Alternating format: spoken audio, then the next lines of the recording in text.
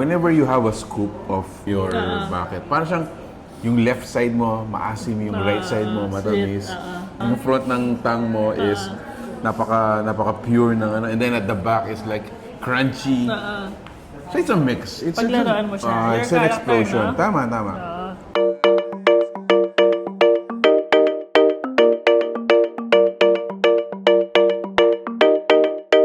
Nanababo kabalin, welcome to Pampanga. Mami, para sa video na to, nandito tayo ngayon sa Bacolor, Pampanga. Yes, tama. Nandito tayo sa Scoops and Chll Frozen Yogurt and Ice Cream. So guys, this is located po just near the Dhvsu. Actually, ito yung side gate nila. And for those of you who are into DIY yogurts and vanilla and mga ganitong refreshments, guys, this video is for you. Yes, tara, let's go! Let's get inside.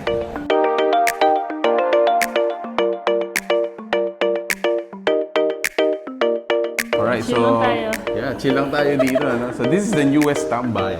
Dito sa may Dhvsu. Usually kasi sa mga ganitong refreshments, parang grab and go lang sila. Oo, yes. No? They you know, pampalamig lang. Kasi lalo na ngayon, mainit na mainit sa labas. So, pero dito, they can chill. Parang ganyan, no? Oo. So they... Actually, ang kagandahan dito, hindi lang malamig yung kinakain. Malamig din yung lugar. Yun.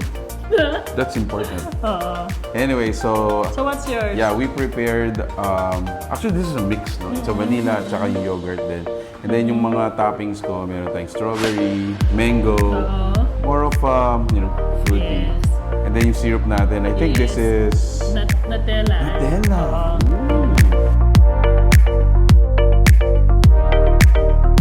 How about yours? Yung sa'yo parang ano, galing ng birthday party. Oo.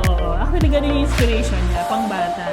Kasi gusto kong malaman nila na Scoops and Chll, especially yogurts, not only good for adults, it is also good for children. Actually, you can play it around.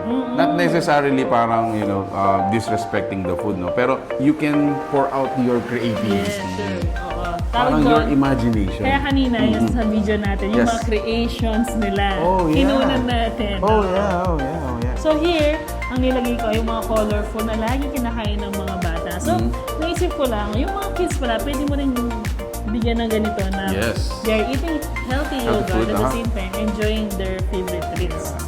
Let's taste. Cheers! Cheers!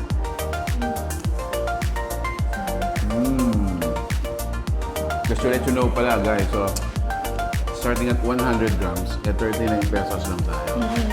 So, depende sa gaano karami, kalaki yung kinuhanin yung, you know, amount of food. And then, they're gonna weight it. At the end, yun yung babayaran mo. Oo. So, your price, your choice. Your price, your choice, your pay. Your choice, then your pay. Oh, wow, I like it. So na mango. Basin natin mango. Mango, come out! Good thing pala kay Snowy, yung machine natin. Hindi agad naluluto yung yogurt. So they are actually using parang top caliber yogurt machine. And here you can enjoy vanilla, yogurt, and mix. I'm enjoying the strawberries. Strawberries. Like the strawberries. Actually, strawberries nila, they actually homemade it. Not necessarily grow it, ha? So, sila yung, kumbaga, niluluto pa nila. Niluluto nila. Not just the regular, ready-to-eat. Parang ganun.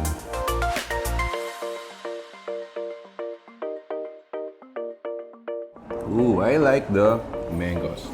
Sarap.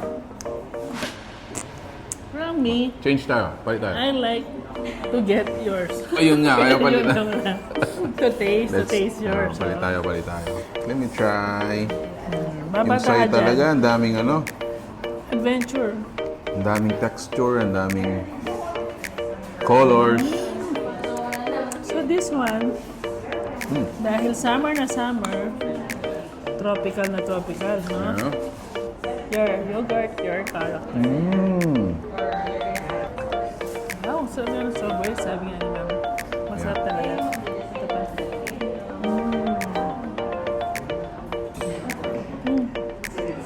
Yan naman ako. Baka maubos ko yung yogurt mo. Wow. It's okay.